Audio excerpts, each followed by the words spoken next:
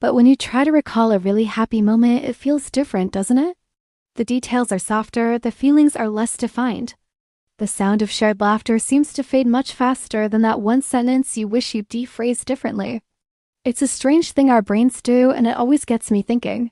Why does my mind hold on to conversations so much more tightly than it holds on to moments of pure joy? Well, a big part of the answer lies in our very nature.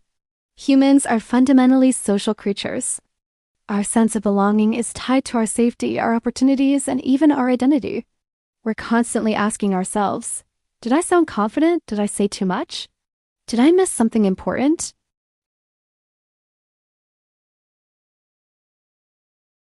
Once a conversation is over, the mind often switches right into analysis mode.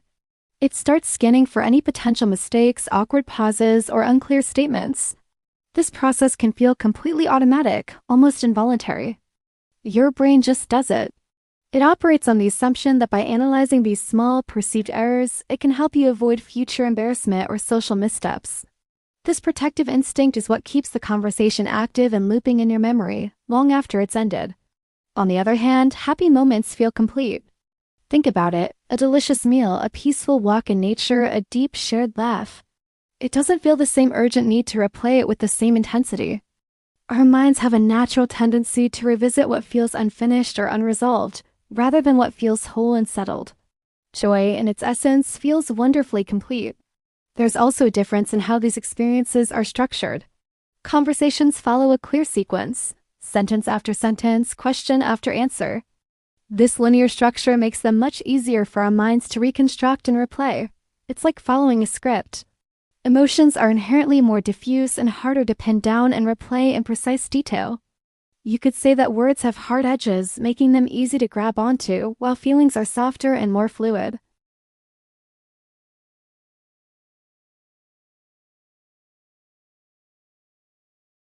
I imagine coming up with better responses or finding alternative, more eloquent phrasing. My brain cleverly frames this repetition as a form of self-improvement. But if we're being honest, how often does this mental rehearsal actually lead to a different action or outcome? More often than not, it just loops, trapping us in a cycle. This sense of preparation can be a clever disguise for what is actually just unnecessary rumination. Let's not forget about the negativity bias. So even in a perfectly neutral or pleasant conversation, our mind tends to zero in on any potential missteps.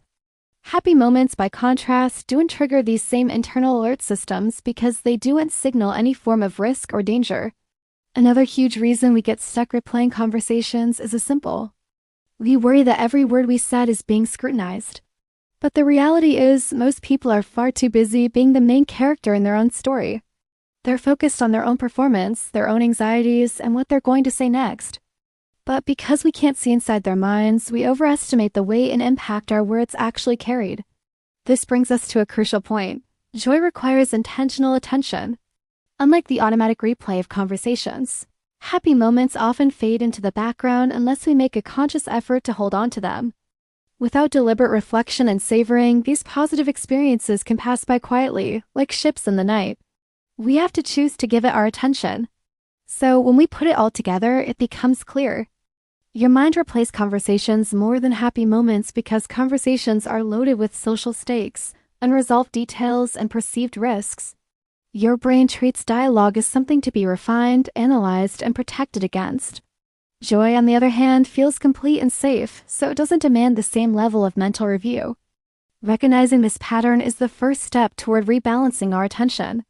It's a reminder that not every sentence we speak deserves an endless replay. And perhaps more importantly, it shows us that those fleeting happy moments deserve just as much, if not more, space in our memory as any conversation ever could. Thanks for watching.